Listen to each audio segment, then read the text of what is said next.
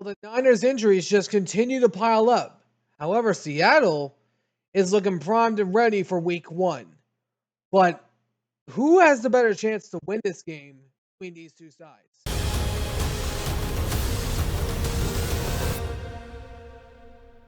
It's football time. Alrighty, what's going on, everyone? Welcome back to the All Around Sports Podcast for sports, everything on this channel. I'm your host, Antonio. Today, we're talking about the Seahawks and Niners Week 1 matchup. Seahawks offseason has been loaded with a lot of moves as they have released DK Metcalf and released in a trade with the Pittsburgh Steelers, and then also letting go of Tyler Lockett to the Tennessee Titans. They went out there and got two new receivers in the free agency, including Cooper Kupp and MVS, and also brought in a new receiver in Torrey Horton, and then also brought in the tight end in Elijah Arroyo to replace Noah Fant. But the Niners offseason, meanwhile, has not been as productive as they have let go of two key offensive weapons in trading for and traded away Brian Debo Samuel and Jordan Mason, while also most recently getting Brian Robinson Jr. to pair up with Christian McCaffrey, who's made out of thin glass. But of course, their offseason has been primarily noted by their release of 6 key defensive players. You can't defeat me. No, I know. But he got. Including big names like Dre Greenlaw, Talio Funga, Charvarius Ward, and Leonard Floyd, who was the second leading sacker on the 49ers last year. But with this offseason being packed for both sides had relatively good drafts, unless you're the 49ers. Seahawks had a straight A in their draft, while the 49ers had a D, according to PFF. But the question is, who has a better chance in week one to win? The 49ers or the Seahawks?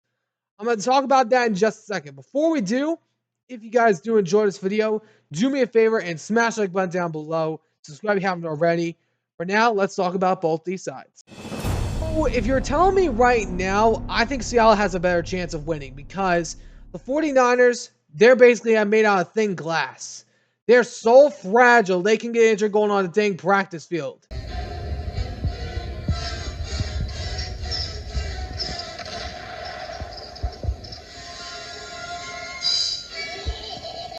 And they've had, get this, 5 separate injuries on their defense, on their offensive side of the ball.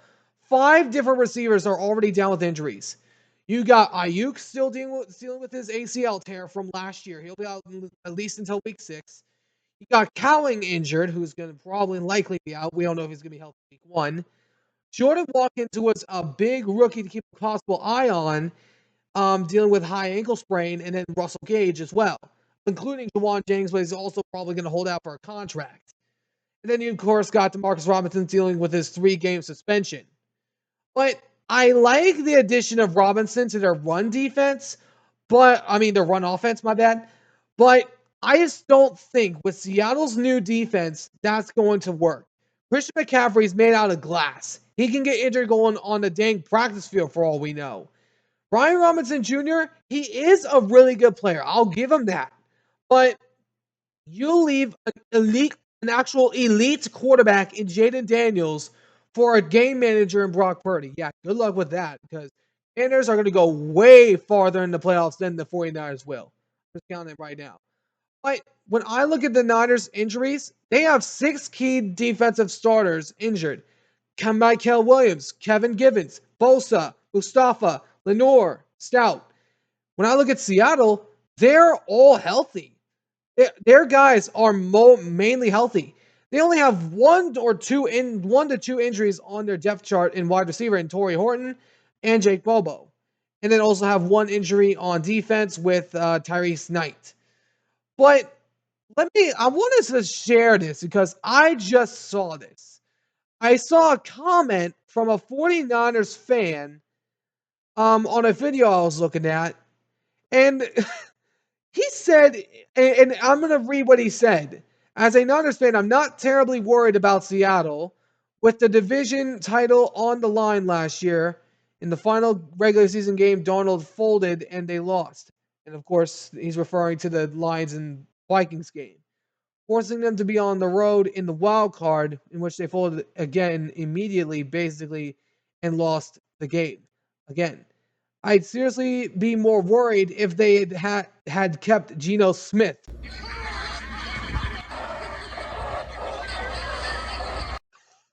I'm sorry. I'm just laughing at that right now.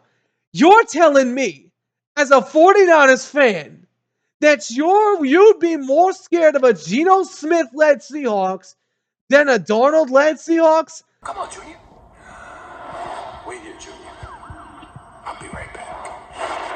I'll be right back. I'll be right back. I'll be right back. You. That is the most ridiculous thing I've ever heard. I know this for certain. I would bet that you would say, I would bet that if we had kept Geno Smith, that you're still not worried about us week 1. I would bet $10 on that. I would bet $10 on that. Because there is no way you're worried about Geno Smith. Except for that one game where you made him look like primetime Michael Vick.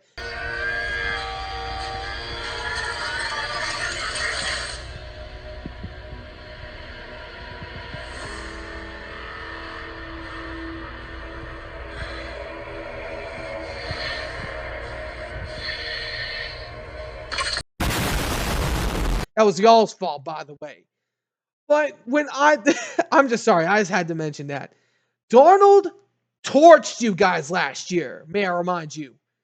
He threw a 97-yard dart at Justin Jefferson. And you're telling me you would be more worried about Geno Smith than you would be Sam Darnold? That is the most ridiculous thing I've ever heard from a Niners fan. That is the most absurd thing I've ever heard. And also, Arnold was perfect in his first drive as a Seahawk. He was 4-4, led a touchdown leading drive in the preseason. So if y'all are worried about Geno being the starting quarterback, if he was there, there's no way that you wouldn't not be worried about Darnold. He was beaten on y'all last year. Let me remind you that the Vikings beat the 49ers in a final score of 23-17. The Vikings, their offensive line was really good. But let me bring this up. Seattle had a 10-7 record with one of the worst offensive lines in all of football. Geno was getting pressured all the time. Geno was getting sacked, and they still went 10-7. And if Darnold went 14-3 with a top 16 unit, and Seattle went 10-7 with one of the worst offensive lines in all of football, and just added to that this offseason, they're going to be better. Now am I saying they're going to go 14-3? No. Am I saying they're going to be like a 13-4 squad? No. But what I'm saying is, we saw the offensive line in the preseason. They only allowed 6 sacks in the entire preseason. 5 in the last game against the Packers, but it was kind of a game to see what Milroe was made of just to see if he was ready, which Milroe's clearly not, so he needs to sit behind Darnold for at least a year. But when I look at the Seahawks, I trust their offensive core more than I trust the Niners' offensive core because they're more healthy. They are more healthy than the 49ers. The 49ers' offense is made out of thin glass. They're made out of glass. They can get injured at any minute, at any game. And also, I wanted to bring this up. People are saying that Chris McCaffrey's going to run all over us in the week 1. Well, I want to show you guys something that I believe needs to be said. Let me find it really quick. Because I have a feeling this needs to be said. Because I know this. Christian McCaffrey did not do well at all when he was with San Francisco against Seattle. Let me go over his stats from his Week 11 game against the Seahawks defense. He had 19 carries for 79 yards. and no touchdowns. And he had not a single touchdown all season. Now, I get he was injured, but the defense, when he was playing, when McCaffrey was on the field, Seattle was finding a way to stop him. They were finding ways to stop McCaffrey, and that's exactly what they did in that week. And people are always and Niner fans I've talked to have said if Bosa was still healthy in that game, they probably would have won. Let me remind you that you had just stopped the Seahawks on a 4th down and inches. Purdy had the ball in his hands, and he threw the ball on 3rd down and 11 to the side where Jennings caught it, and then eventually would not get enough yards. Seattle got the ball back and won the game. That's not because Nick Bosa was out.